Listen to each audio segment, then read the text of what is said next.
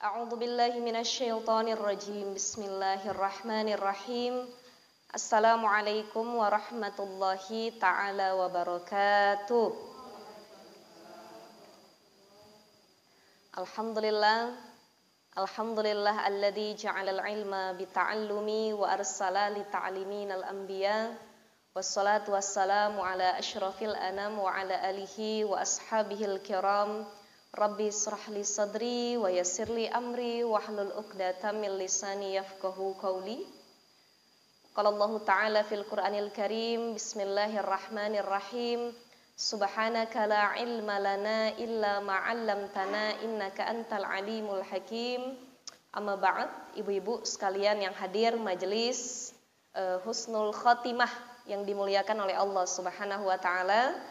Kita lebih cepat ya, saya mohon maaf agak telat. Tadi agak macet di Cinerenya. Sudah tahulah kalau orang sini ya. Emang apa disebutnya? Udah langganan macet di sana tadi. Jadi agak kelewat, jam 9 lewat. Biasanya kita kajian jam 10, tapi karena saya ada kajian lagi di Masjid Baitir Rifatil Islam di BRI Sudirman, jadi harus ngejar. Jam 10:30, jam 11 harus sudah jalan, zuhur harus sudah sampai di sana gitu. Mudah-mudahan dalam keadaan sehat walafiat semua. Doain saya juga Bu, sempat hilang suara kemarin makanya agak gatel-gatel sakit gitu ini kan. Masya Allah. Mudah-mudahan sehat walafiat semuanya. Amin. Ibu-ibu sekalian, kita baca Fatihah dulu untuk pengarang kita Riyadhus Shalihin, dan Fatihah khusus buat kita semua yang sedang sakit, mudah-mudahan diangkat penyakitnya. Ala hadhihi niyah wa ala kulli niyatin salihah wa ila hadratin Nabi Mustafa Muhammadin sallallahu alaihi wasallam wa ila ta'lif Al-Kitab Riyadhus Shalihin.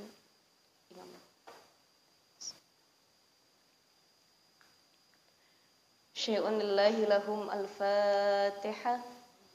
A'udzu billahi minasy syaithanir rajim. Bismillahirrahmanirrahim. Alhamdulillahi rabbil alamin. Arrahmanir rahim. Maliki yaumiddin. Iyyaka na'budu wa iyyaka nasta'in. Ihdinas siratal mustaqim. Siratal ladzina an'amta 'alaihim ghairil maghdubi 'alaihim waladdallin.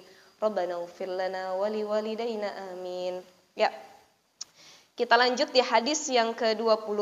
Bismillahirrahmanirrahim.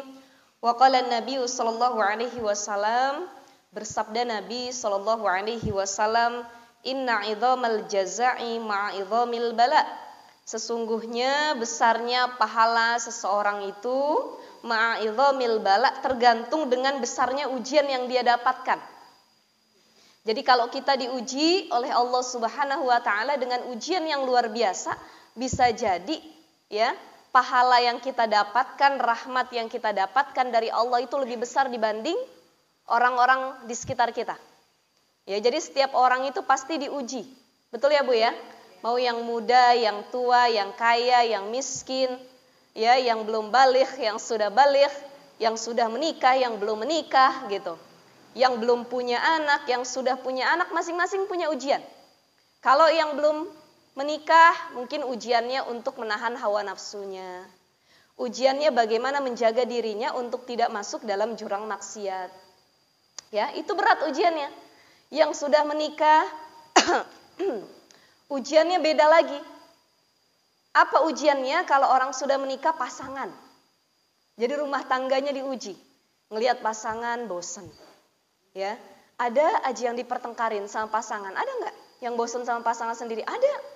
Mungkin kalau menikah baru 1 tahun, 2 tahun, 5 tahun itu masih saling suka, belum bosen. Tapi nanti ada fase-fase di mana suami istri itu mulai bosen sama pasangannya. Makanya kalau suami istri mulai merasa bosen, yang harus dilakukan adalah bukan merubah pasangannya, tapi merubah keadaannya. Ih, saya bosen banget deh punya suami kayak gini. Kayaknya lebih enak kalau dapat suami yang lain deh. Ya. Jadi bosen lagi nanti. Udah sama yang kedua. Izin sebentar ya Bu. Agak habis suaranya, Masya Allah. Ini masih kedengeran kan?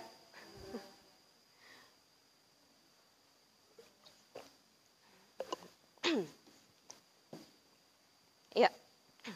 Ini kalau udah begini modelnya, nggak boleh kena es, nggak boleh kena gorengan, nggak boleh kena minyak gitu ya. Jadi kalau kita bosen sama pasangan kita sendiri, terus kita berdalih pengen ganti pasangan, itu sampai kapanpun nggak dapet orang yang sama, nggak dapet orang yang memuaskan kita dalam segala hal. Mau kita ganti berapa kali? Bosen udah nikah 5 tahun bosen ganti lagi. Nikah baru setahun bosen ganti lagi. Ada orang yang kerjaannya kawin cerai. Sampai kapanpun bosen itu gak pernah hilang. Jadi kalau kita bosen sama pasangan, yang diganti itu bukan pasangannya, tapi keadaannya. Jadi kalau kita bosen, kok sama suami kerjaannya gini-gini aja ya. Kok sama suami setiap hari kayak gini aja yang dilakukan. Maka kita harus ganti keadaan. Yang biasanya sama suami itu ya cuman tatap-tatapan, nyiapin makanan, ngobrol tiap hari, nonton TV bareng. Kali-kali harus ada waktu yang namanya family time. Me time, love time. Waktu antara suami dengan istri, anak gak usah diajak. Ya, kita liburan yuk ya. Kemana? Gak usah yang jauh-jauh ya, gak usah yang mahal-mahal. Cukup ke puncak. Kita nyewa hotel 1 malam, udah anak gak usah dibawa, titipin dulu. Itu mengganti keadaan gak Bu? Iya mungkin bosen kalau di tempat tidur, di kamar modelnya gitu-gitu aja. Di rumah modelnya seperti itu aja. Cari lingkungan yang baru. Cari keadaan yang baru bagaimana suami istri itu biar gak bosen lagi keadaannya. Jadi itu yang harus dilakukan. Orang yang sudah menikah ujiannya beda. Yang belum punya anak diuji kesabarannya. Belum dikasih anak, ngelihat teman-temannya udah punya anak 1, 2, 3. Bahkan ada temennya yang tiap tahun punya anak. Ya, kadang-kadang cuman dikedipin sedikit sama suaminya langsung hamil. Ada yang model begini, ada nggak? Ada. Tapi ada yang sudah ikhtiar bertahun-tahun, sudah ke dokter manapun, belum dikasih anak juga. Artinya yang belum punya anak ujian, kesabarannya diuji oleh Allah Subhanahu wa taala dalam menanti buah hati. Yang sudah punya anak diuji lagi. Ngurusin anak itu apa enak? Luar biasa ujiannya ya Bu ya. Apalagi kalau jarak anak kita antara satu dengan yang lainnya itu enggak jauhan. Baru setahun usia anak kita hamil lagi. Ya, kalau bahasa kitanya itu kesundul. Disebutnya. Jadi anaknya belum sampai usia 2 tahun, kitanya sudah hamil lagi. Itu ujiannya berat. Bagaimana kita bisa sabar mengurus anak kita, bagaimana sabar mendengar tangisannya, bagaimana sabar mendengar tantrumnya. Anak kalau udah tantrum luar biasa. Pengen mainan, gak diturutin. Kadang-kadang guling-gulingan di tempat umum. Ini sabar orang tua. Belum lagi kalau anak yang jadi ujian buat orang tuanya. Dikit-dikit melakukan kesalahan, dikit-dikit melakukan maksiat. Jadi baik yang belum punya anak, ataupun yang sudah punya anak, itu masing-masing diuji oleh Allah Subhanahu wa ta'ala. Dan orang yang ujiannya berat, itu sesungguhnya pahalanya juga lebih besar. Jadi kalau kita diuji berat sekali oleh Allah Subhanahu wa ta'ala, jangan sedih, jangan takut, yakinlah pahala dan rahmat Allah itu lebih besar buat kita semua. Gitu ya, Ibu sekalian ya. Wa innallaha ta'ala, sungguhnya Allah ta'ala, idza ahabba qauman. Kalau Allah mencintai suatu kaum, ibtalahum. Allah bakal menguji mereka. Jadi salah satu bukti cinta Allah kepada hambanya dengan diuji kita. Kalau ada manusia tidak diuji oleh Allah Subhanahu wa taala, bisa dipastikan Allah tidak cinta kepada hamba tersebut. Ada orang-orang yang kena istidraj. Kita pernah bahas ya Bu ya. Istidraj itu adalah orang yang dikasih kenikmatan duniawi padahal dia sholat gak pernah. Deket sama Allah gak pernah. Kerjaannya tiap hari maksiat. Tapi hartanya banyak. Jabatannya tinggi. Popularitasnya luar biasa. Pengen beli apa kebeli. Istri cantik, suami ganteng, anak banyak, keluarga happy. Tapi padahal ngaji gak pernah. Sholat ditinggalkan. Deket sama Allah, zikir, ingat gak pernah. Tapi ngalir terus. hartanya. Ngalir terus kenikmatan duniawinya. Ini kalau modelnya seperti ini sudah dipastikan berarti orang ini istidraj. Dikasih kenikmatan oleh Allah, tapi kenikmatan itu sesungguhnya bukan nikmat. Melainkan itu salah satu bentuk tanda Allah nggak cinta sama dia. Tapi kalau ada orang dikasih nikmat terus sama Allah dan dia juga deket sama Allah, itu berarti bukan istidraj. Jadi harus kita renungin, kita muhasabahi sampai saat ini, ya Allah, hidup saya enak sampai saat ini, harta saya banyak. Selama ini saya deket nggak sama Allah ya? Kalau selama ini kita nggak deket sama Allah, harta kita banyak, hidup kita nggak pernah dicoba, nggak pernah dikasih sakit, nggak pernah ada ujian dari manapun, bisa jadi Allah tidak cinta kepada kita. Tapi kalau misalkan harta kita banyak, hidup kita enak, tetapi ada aja ujian yang datang, entah dari anak yang sakit, entah dari pasangan sendiri, ada ujiannya mungkin dari ipar, dari mertua, atau dari hal-hal yang lainnya, sudah dipastikan Allah cinta kepada kita, dan Allah menguji kita semata-mata karena Allah mencintai hambanya. Ini disebutkan tadi, idza ahabba qauman ibtalahum.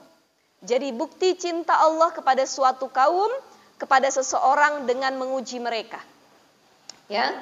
Faman radiya falahur ridha. Siapa yang ridha dengan ujian yang Allah berikan kepada kita, maka Allah juga ridha dengan hamba tersebut. Ya Allah, saya diuji dengan penyakit. Bertahun-tahun saya sabar, ridha dengan penyakit ini, maka Allah juga ridha sama kita. Ya. Wa man sakhita falahus sukhtu. Siapa yang murka dengan ujian Allah, maka Allah juga murka. Jadi salah satu bentuk menerima ujian Allah itu dengan ridho apapun yang terjadi kepada kita. Ujian kan banyak bentuknya ya Bu ya. Ditinggal orang yang kita sayang itu ujian. Hilangnya harta benda itu ujian. Ya. Banyak hal sebenarnya yang Allah kasih, Allah uji buat kita. Tinggal kita mau jadi orang yang mana?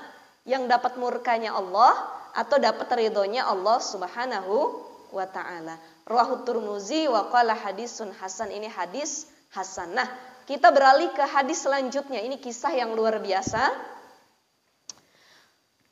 Wa an Anas radhiyallahu an, dari Anas radhiyallahu an, qala ia berkata, kana ibnu li Abi Talha radhiyallahu an yashtaki. Abu Talha itu punya anak ya yang sedang sakit. Fa kharaja Abu Talha, maka Abu Talha itu keluar dari rumahnya. Fakubidas sabiyu.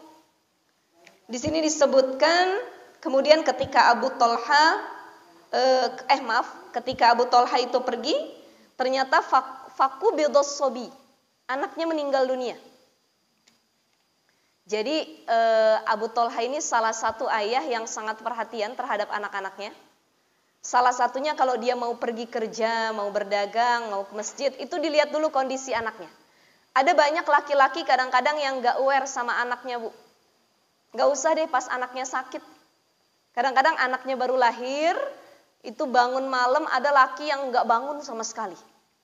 Mungkin kalau ibu-ibu suaminya insya Allah perhatian semua ya.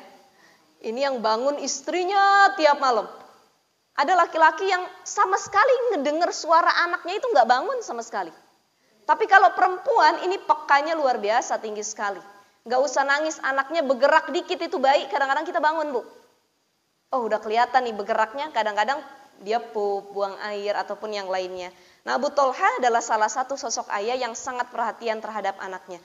Fakubidas sabi, anaknya ternyata meninggal dunia ketika dia pergi meninggalkan rumah. Falamma roja Abu Talha, ketika Abu Talha kembali ke rumahnya, qala ia berkata, ma fa'ala bani, ya. Bagaimana kondisi anak kita? Qalat Ummu Sulaim. Berkata Ummu Sulaim istrinya. Jadi saya kisahkan dulu. Ummu Sulaim ini adalah istrinya Abu Talha. Abu Talha asalnya adalah orang yang non-muslim. Dia golongan kafir Quraisy ketika itu. Ummu Sulaim ini termasuk as-sabiqunal awwalun, salah satu wanita yang masuk Islam pertama kali dulu. Dia punya suami namanya Malik bin Nadhr. Nah, dari pernikahan dia dengan Malik bin Nadhr, itu ketika mereka menikah Ummu Sulaim belum masuk Islam. Suaminya pun masih dalam keadaan kafir. Ketika menikah mereka punya anak namanya Anas bin Malik. Nah, suka dengar ibu-ibu ya? Anas bin Malik. Anas bin Malik ini adalah putra dari Ummu Sulaim dengan Malik bin Nadhr. Ketika mereka sudah punya anak menikah, datang ajaran agama Islam, ajaran Rasulullah SAW, maka Ummu Sulaim salah satu perempuan yang masuk Islam ketika itu. Ketika suaminya tahu Malik bin Nadhr ini marah murka sama istrinya. Kenapa kamu ikutin agama Muhammad? Tinggalkan. Aku gak suka ya kamu masuk ke agama dia. Jadi sebagai suami ya dia gak suka gitu ya. Nah Ummu Sulaim lebih memilih agamanya daripada suaminya. Ini luar biasa sekali. Anaknya Anas bin Malik itu dituntun oleh Ummu Sulaim untuk membaca syahadat. Asyhadu alla ilaha illallah wa asyhadu anna Muhammadan Rasulullah. Masih kecil waktu itu. Ya Anas bin Malik masih kecil, dibantu syahadat untuk masuk Islam bareng sama ibunya. Nah ketika itu cekcok rumah tangga, Malik bin Nadhr pergi berniaga. Di satu perjalanan Malik bin Nadhr ketemu dengan musuhnya. Dalam satu riwayat ternyata dalam perjalanan itu dia meninggal dan belum sempat masuk Islam. Yang baru masuk Islam istri dan anaknya Anas bin Malik dan Ummu Sulaim. Nah Ummu Sulaim itu pernah bernazar begini. Aku tidak akan menikah sampai anakku dewasa. Itu rata-rata janda itu begitu nazarnya. Betul nggak Bu? Beda perempuan sama laki-laki. Laki-laki istrinya baru meninggal dia udah kawin lagi. Kadang itu kuburan belum kering dikipasin. Gimana caranya biar cepat kering? Langsung nikah lagi. Kan katanya kalau belum kering gak boleh nikah lagi ya. Ada istilah candaannya begitu. Sampai dikipasin biar kering cepetan. Biar dia bisa nikah lagi. Ya, bahkan kadang-kadang istrinya belum 7 hari, belum 40 hari, belum setahun. Itu kalau laki-laki sudah menikah lagi. Beda sama perempuan. Kalau perempuan dia mau nikah lagi mikir. Betul gak Bu? Punya anak kecil, aduh ya Allah. Kira-kira kalau nikah lagi suami baru ini nerima anak saya enggak ya?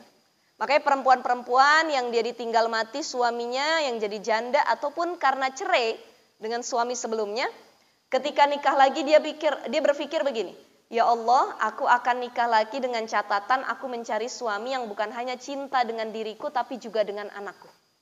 Karena kalau cuma cinta sama dirinya, enggak cinta sama anaknya, itu jadi masalah baru lagi nanti. Pertengkaran lagi. Berapa banyak ibu yang menikah lagi, akhirnya anaknya dititipin sama nenek kakeknya. Gara-gara gak diterima sama suami barunya. Kesian gak Bu? Kesian anaknya. Terluntang-lantung tinggal sama kakek neneknya. Ibunya nikah lagi. Maka prinsip kita, baik kita seorang ibu ataupun seorang ayah, kalau kita menikah lagi, carilah pasangan baru yang dia juga perhatian dan sayang terhadap anak-anak kita. Jangan sampai gara-gara kita punya pasangan baru, anak-anak kita terlantar dan tidak mendapatkan perhatian sama sekali. Ummu Sulaim dia bernazar, aku gak mau nikah lagi ya Allah kalau anakku belum dewasa. Kalau sudah dewasa nanti aku mau menikah lagi. Nah ketika itu Anas bin Malik sudah dewasa dan Ummu Sulaim dari Anas bin Malik masih kecil, itu Anas bin Malik dibawa ke Rasulullah. Ya Rasulullah, aku serahkan anakku Anas bin Malik untuk jadi khodim. Orang yang engkau didik, yang bisa menolongmu, membantumu, mengerjakan apapun yang engkau suruh, wahai Rasulullah. Akhirnya Anas bin Malik ini salah satu orang terdekat Rasulullah dan menjadi orang yang juga banyak meriwayatkan hadis dari Rasulullah Sallallahu Alaihi Wasallam. Ini Masya Allah ibunya udah menyerahkan ke Rasul dari kecil. Nah ketika Anas sudah besar, mulai banyak tuh. Dari kecil aja banyak yang lamar. Yang lamar ibunya, Ummu Sulaim, tapi gak diterima. Ketika Anas sudah besar, Ummu Sulaim mulai membuka hati. Membuka jalan bagi orang-orang yang ingin melamarnya. Karena Ummu Sulaim terkenal salah seorang perempuan yang cerdas, yang pintar, yang soleha, yang taat beragama. Banyak laki-laki yang suka dengan Ummu Sulaim. Nama aslinya Rumaisa. Ummu Sulaim itu nama kunyah, sebutan ya. Nama aslinya Rumaisa. Nah ketika itu Ummu Sulaim disukai oleh Abu Tolhah. Abu Tolha ini salah seorang pedagang kaya di zaman Rasulullah. Tapi saat itu dia belum masuk Islam, masih non-muslim. Nah, makanya pernikahan Abu Tolha dengan Ummu Sulaim ini sangat-sangat terkenal. Kenapa? Karena maharnya syahadat. Ketika itu dia datang kepada Ummu Sulaim, tapi ditolak oleh Ummu Sulaim.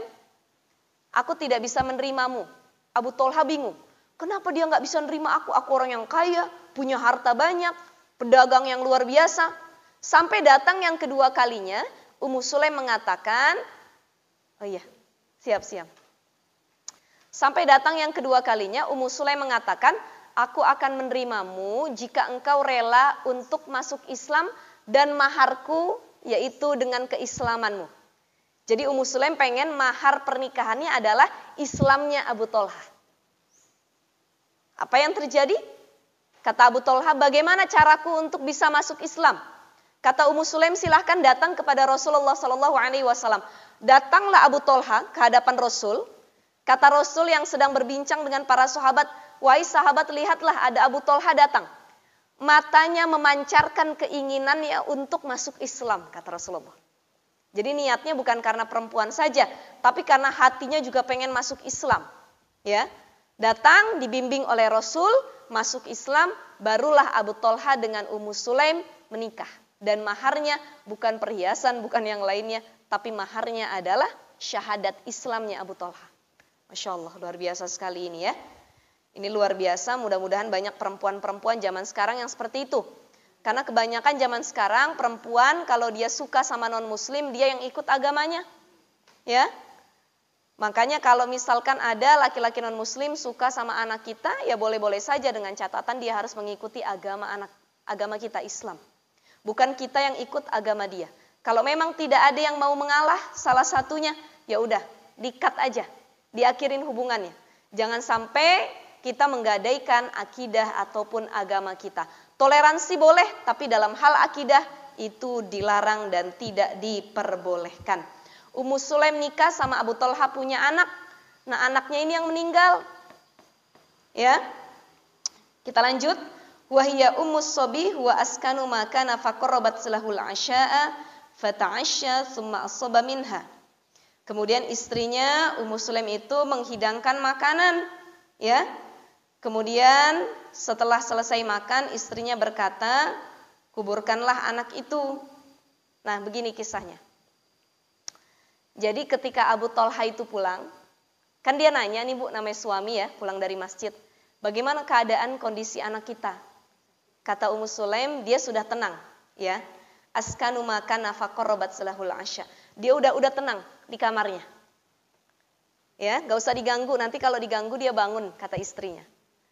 Akhirnya istrinya sudah menyiapkan makanan yang enak untuk suaminya. Ini buah kesabaran dari Ummu Sulaim. Jadi ketika anaknya meninggal, Ummu Sulaim nangis berurai air mata. Sakit, pedih hati seorang ibu ditinggal seorang anaknya. Ketika dia meninggal, kata saudara-saudaranya bilang gini, wahai Ummu Sulaim, kasih tahu Abu Tolha. Samperin, gak usah katanya, tunggu Abu Tolha pulang.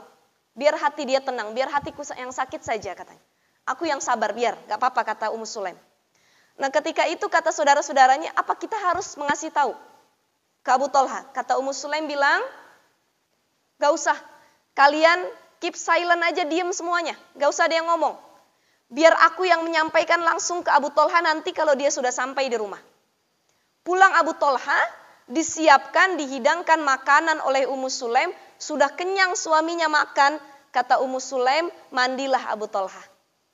Mandilah wahai suamiku, sudah disiapkan.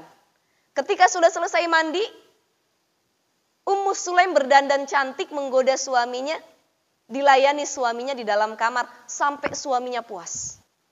Ya.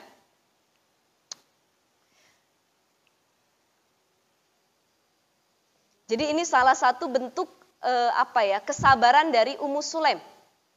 Luar biasa Ibu, kalau saya tanya sama ibu-ibu sekalian ya, misalkan anak kita meninggal, suami kita pulang, apa yang kita lakukan? Langsung, abang, anak kita begini. Nggak usah anak kita meninggal lah, sakit aja ya. Kita kadang-kadang meraung-raung, suami kita lagi kerja, pulang sekarang, pulang, anak kita sakit, buruan. Nah ini tidak dengan Ummu Sulaim. Ummu Sulaim anaknya sudah meninggal. Tapi apa yang terjadi? Dia bisa menahan kesabarannya. Dia tutupi air matanya. Dia berdandan yang cantik. Dia melayani suaminya. Baru ketika suaminya sudah puas dalam segala hal, sudah dilayani oleh dirinya, istrinya mengatakan kepada suaminya begini, wahai Abu Talha, andai kata ada sesuatu yang dititipkan oleh Allah kemudian diambil lagi, apakah harus dikembalikan? Iya dong, kata Abu Talha. Sebagai manusia kalau kita dititipkan sesuatu ya kita harus mengembalikan hal tersebut, gitu. Ya. Nah, andai kata kalau misalkan kita nih punya titipan dari Allah kemudian Allah ambil, kita harus ridho atau enggak? Ya, kata suaminya. Wahai suamiku, kata Ummu Sulaim, sesungguhnya anak itu adalah titipan. Dan anak yang dititipkan Allah kepada kita itu telah meninggal dunia. Kaget Abu Talha, ya. Kemudian dia marah. Di sini disebutkan, falamma asbaha Abu Talha ata Rasulullah sallallahu alaihi wasallam fa akhbarahu. Ketika sudah pagi harinya, ya, anaknya sudah dikubur dan lain sebagainya, sudah selesai pengurusan jenazahnya, Abu Talha datang kepada Rasulullah menceritakan, wahai Rasulullah, aku sangat marah terhadap istriku. Dia tidak mengabarkan kepadaku bahwa anakku telah meninggal dunia. Sudah aku dihidangkan makanan, diberikan pelayanan, baru dia mengatakan bahwa anakku telah meninggal dunia, wahai Rasulullah sallallahu alaihi wasallam. Maka ya, faqala Rasulullah sallallahu alaihi wasallam, a'rastumul lailah. Ya. Apakah tadi malam, mohon maaf, kamu juga berhubungan intim, bercampur dengan istrimu? Qala, Abu Talha mengatakan, na'am, ya. Semalam sebelum istriku mengabarkan anakku meninggal, kami berhubungan dulu suami istri. Qala Rasulullah SAW, Allahumma barik lahuma fawaladat gulam.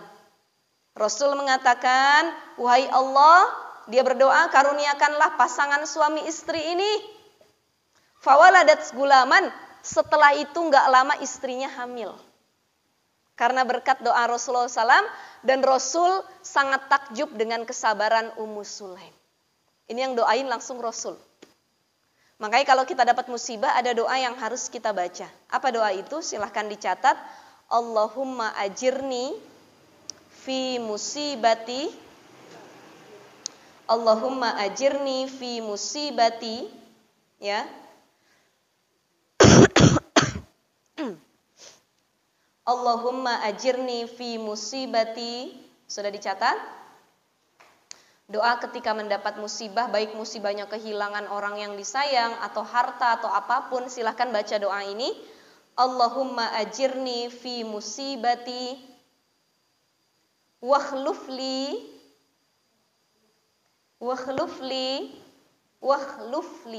pakai kha ya. Wakhlufli Allahumma ajirni fi musibati wakhluf pakai fa. Wakhlufli khairam minha. Ya, khairam minha.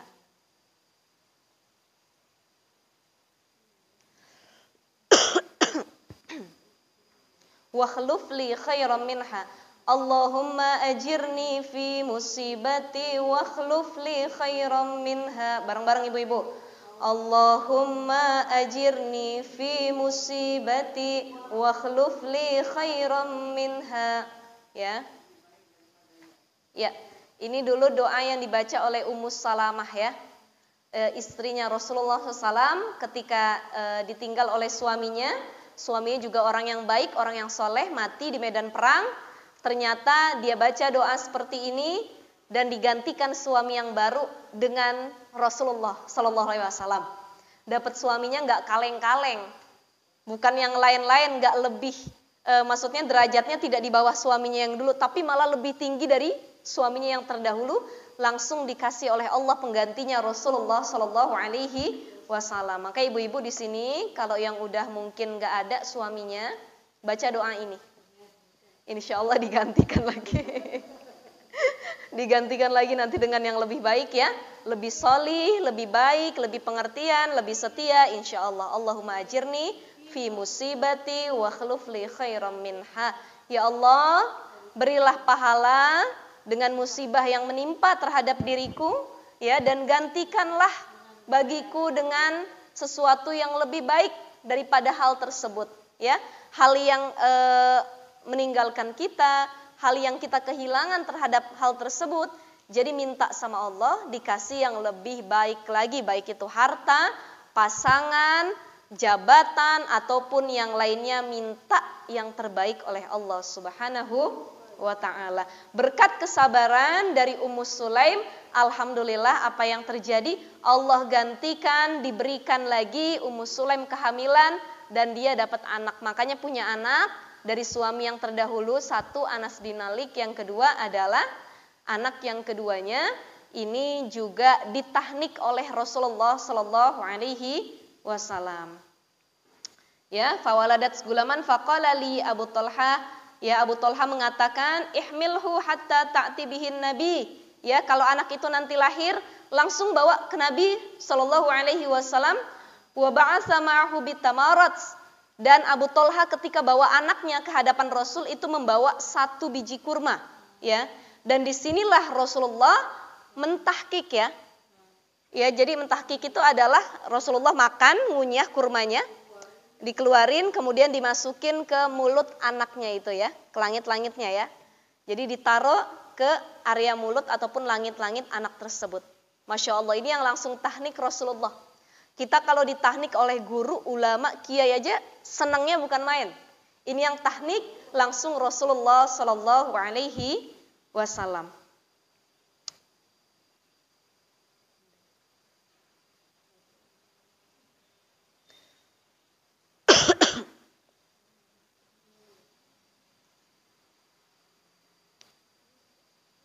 Wa fi riwayatin lil Bukhari, ya, kemudian pada riwayat Bukhari dijelaskan juga qala Ibnu Uyainah, berkata Ibnu Uyainah,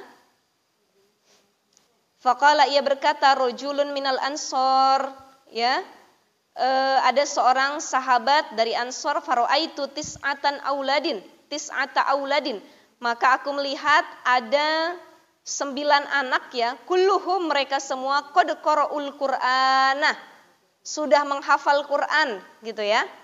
Yakni min auladi Abdullah al-Maulud. Salah satu dari 9 anak yang hafal Quran itu adalah Abdullah. Abdullah itu tadi anaknya Abu Talha dengan Ummu Sulaim. Ini salah satu keberkahan tahnik yang dilakukan oleh Rasulullah SAW. Dan anak ini juga lahir karena doa yang dipanjatkan oleh Rasul kepada Allah Subhanahu wa ta'ala, ya. Jadi salah satunya itu adalah Abdullah, anaknya Abu Talha dan Ummu Sulaim. Sampai sini ibu-ibu ada pertanyaan? Yaitu untuk mencari keberkahan, gitu, ya. Itu disunahkan, iya. Disunahkan. Jadi kita kalau misalkan punya anak, kita tahnik datang ke orang-orang solih, misalnya habaib, kiai, ustadz, ustazah, guru-guru, ulama, kita minta keberkahannya. Kan dari mulut ulama, orang alim itu kan banyak sekali ilmunya. Jadi kita ambil keberkahannya itu. Sunnahnya seperti itu, karena Rasul mencontohkan bagaimana kesunahan ketika anak lahir itu ditahnik dari mulut orang yang solih. Ini kan salah satu sunnahnya Rasul. Jadi kalau kita punya anak dan kita punya guru, datang ke guru kita, bawa anak kita. Izin Ustadz, izin Pak Kiai, izin Ustazah, ini ada kurma. Tolong dimakan sedikit, dikunyah, baru kurma tersebut dimasukin ke dalam mulutnya sang bayi itu. Ya, jadi seperti itu cara tahnik yang diajarkan oleh Rasulullah SAW untuk mendapat keberkahan. Kita berharap mudah-mudahan anak kita itu bisa kayak ulama yang kita minta tahnik ini. Ya, keberkahannya dapat. Ya. Nah itu, tapi ya kita ikhtiar saja, mudah-mudahan kebaikannya bisa diambil, gitu, ya. Ada pertanyaan lagi ibu-ibu?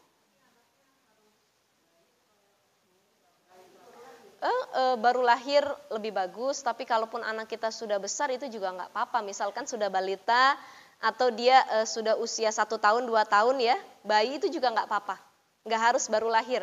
Misalkan kita baru ketemu guru pas dia usia 1 tahun, tolong dong Pak Kiai, ini ditahnik anak kita. Boleh-boleh saja, tapi memang sunnahnya adalah ketika baru lahir atau masih bayi. Itu langsung dibawa ke ulama ataupun guru. Itu, ya. Ada lagi pertanyaannya ibu-ibu?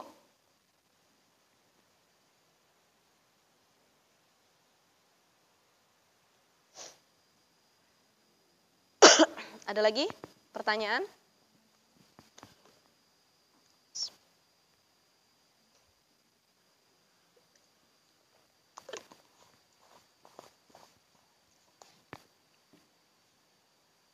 Silahkan. Jadi ini salah satu bentuk kesabaran ya. Kalau kita belum tentu sabar ya Bu. Jadi ibu ya, anak sakit aja udah ngeraung-raung kadang-kadang. Terus apalagi? Apalagi kalau misalkan anak kita meninggal dunia, belum tentu kita bisa sesabar Ummu Sulaim. Belum tentu kita bisa sesabar Abu Thalhah yang ketika itu anaknya, buah hatinya tercinta ternyata dipanggil oleh Allah Subhanahu wa Ta'ala. Makanya ujian orang-orang ini berbeda-beda. Ada yang ujian kehilangan, ada yang ujian dalam hal ekonomi, ada yang ujian dalam hal pasangan yang tidak setia, bahkan ada yang diuji dengan mertua, menantu, ipar, sepupu, ataupun saudara yang sekandung. Itu kadang-kadang jadi ujian buat kita sendiri. Keluarga kita bahagia, penuh kasih sayang, kita punya saudara kerjaannya ngutang mulu. Punya saudara kerjaannya ganggu rumah tangga kita aja. Gak seneng kita punya ini dinyinyirin, kita punya itu dinyinyirin. Ada yang begitu gak? Ada. Punya mertua, Masya Allah kadang-kadang sama menantu ada aja jadi bahan fitnah. Punya menantu juga seperti itu. Ini macam-macam ujiannya dari Allah Subhanahu wa Ta'ala. Jadi orang yang belum menikah, baik dia masih jomblo, belum menikah ataupun sudah menikah, itu semua punya ujiannya masing-masing. Yang belum punya anak diuji, yang sudah punya anak juga ujiannya lebih besar lagi.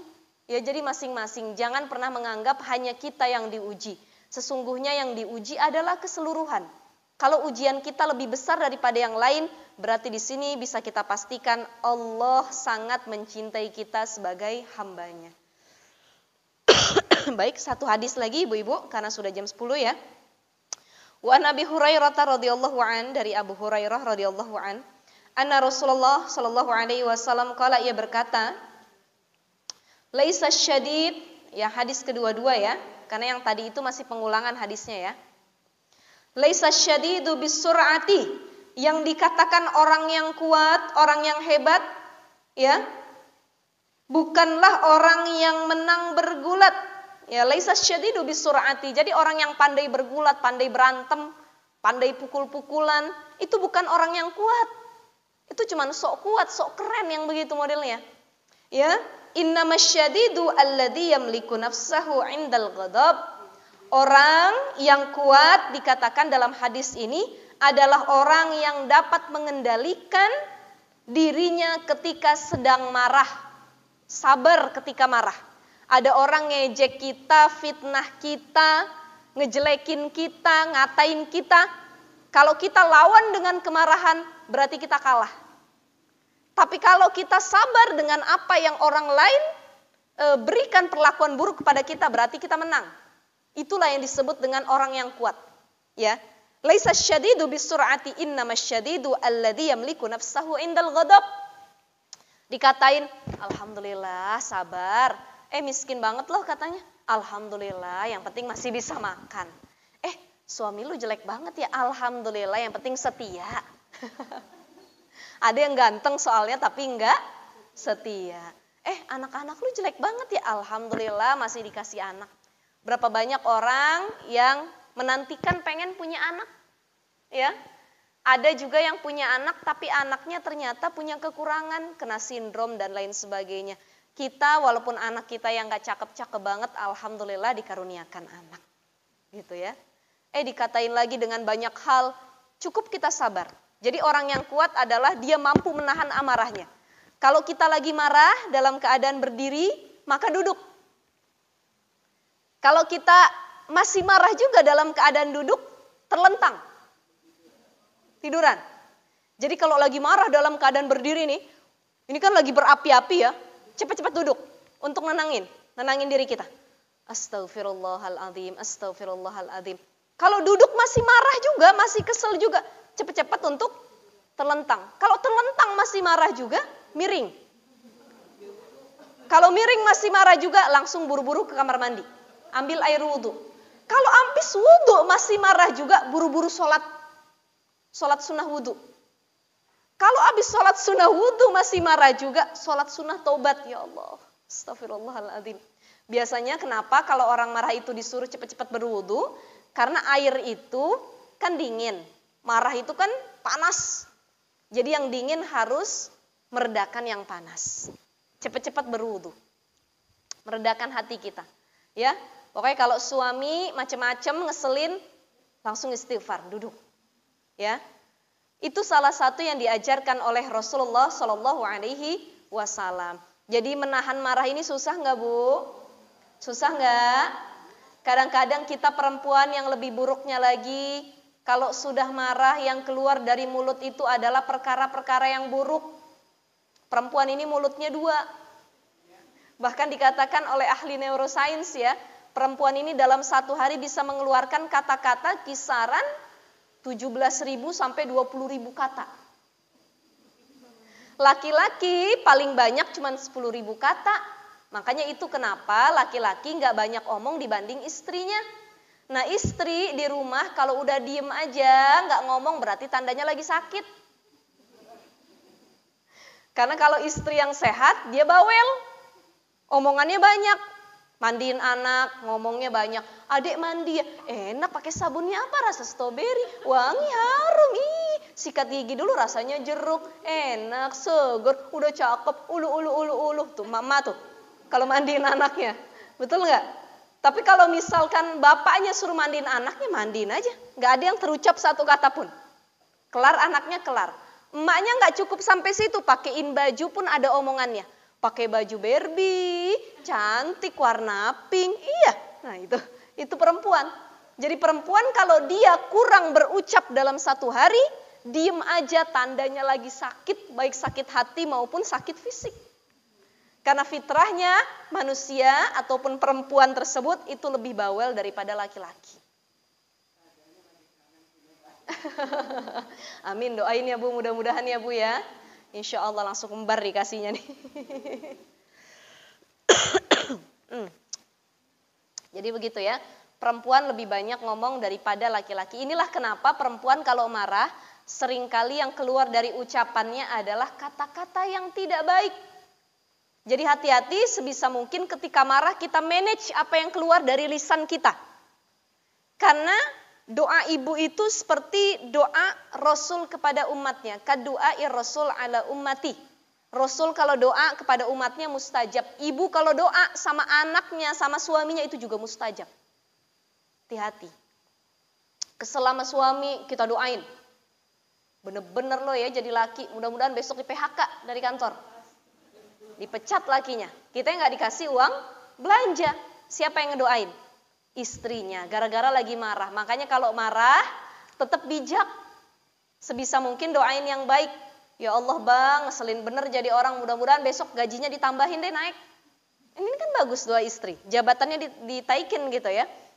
Marah sama anak, ya Allah nih anak mecahin piring, mudah-mudahan besok dicolong sama apa genderuwo tuh katanya. Hilang besok anaknya, gara-gara doa dari ibunya, sumpah dari ibunya. Makanya kalau marah sama anak, ya marah sama suami doain yang baik. Anak juga begitu. Ya Allah nak, kamu ngeselin banget nak. Greget kita boleh. Mudah-mudahan besok nak jadi presiden Indonesia. Mudah-mudahan nak besok jadi hafiz Quran. Nah itu marahnya tetap bijak ya. Mudah-mudahan kita semua bisa memanage ucapan kita, hati kita ketika sedang marah.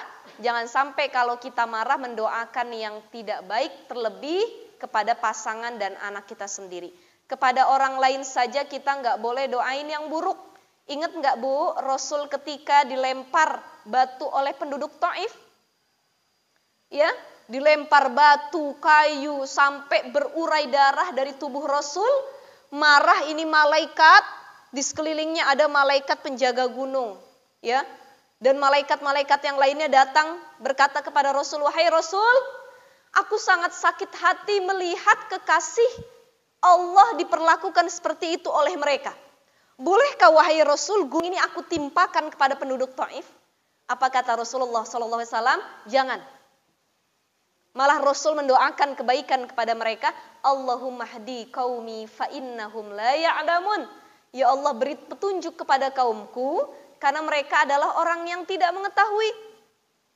Itu doa Rasul malah baik, padahal udah dianiaya sama mereka, penduduk Taif. Kita Bu, kalau kita pengen dapat doa yang baik, ya, pengen dapat kebaikan, sebisa mungkin sering doain orang yang baik-baik juga. Jadi salah satu bentuk kebaikan yang akan menghampiri kita disebabkan karena kita sering mendoakan baik sama orang lain. Ada tetangga kita dapat nikmat, ya Allah, alhamdulillah, mudah-mudahan nikmatnya berkah, panjang umur, sehat badan. Itu malaikat mengaminkan, begitu juga untukmu, kata malaikat. Tapi kalau kita doakan yang buruk, ya Allah, tuh orang tiba-tiba kaya, itu dapat dari mana tuh katanya ya? Nyembah apa tuh? Bikin sesajen di mana tuh? Dukunnya mana tuh? Dan lain sebagainya. Ya besok juga bangkrut tuh. Nah kalau kita mendoakan yang buruk, maka kata malaikat, begitu juga atasmu. Jadi sebisa mungkin doakan yang baik. Kalau kita rajin mendoakan kebaikan kepada orang lain, disitulah doa baik tersebut akan datang kepada diri kita. Makanya lagi pengen punya hajat, pengen dapat anak, pengen dapat suami, pengen nikah, pengen dapat istri, pengen punya hajat-hajat yang lainnya, pengen punya harta yang banyak. Yang paling penting adalah banyak minta doa sama orang-orang di sekeliling kita, berdoa yang tiada henti kepada Allah Subhanahu wa taala dan sering doain kebaikan sama orang lain, maka kebaikan itu akan memudahkan kita untuk terkabul hajat-hajat kita kepada Allah Subhanahu wa taala. Amin ya rabbal alamin. Jadi orang yang kuat itu apa Bu tadi? Orang yang bisa mengendalikan dirinya ketika sedang marah. Jangan sampai marahnya kita bisa melukai orang lain baik dari ucapan maupun tindakan. Berapa banyak orang gara-gara marah yang sesaat akhirnya bisa menghilangkan nyawa orang lain. Kesel sama istrinya, kesel sama suaminya, istrinya dibunuh, suaminya dibunuh. Belum lama apa kasus apa Sambo? Aduh, saya kemana-mana dari kemarin orang ngomong Sambo aja ya. Ketemu ayah saya yang diomongin Sambo, ketemu abang saya yang diomongin Sambo, ketemu jamaah yang diomongin Sambo, ustazah. Aduh, masya Allah, ini Sambo lagi naik daun kayaknya ya Bu ya.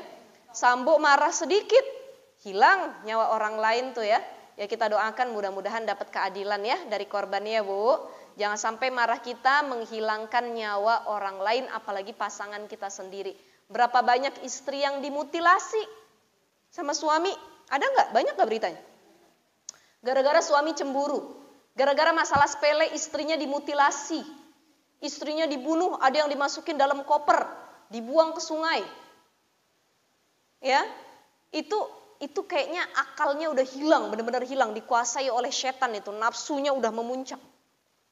Baru dia sadar kalau dia punya anak, ya, bisa diperbaiki. Jadi jangan sampai kita menghilangkan nyawa orang lain, jangan sampai KDRT, apalagi menyakiti orang lain dari ucapan kita. Na'udzubillahi min zalik. Insyaallah di kajian selanjutnya kita akan bahas hadis yang ke-23 ya.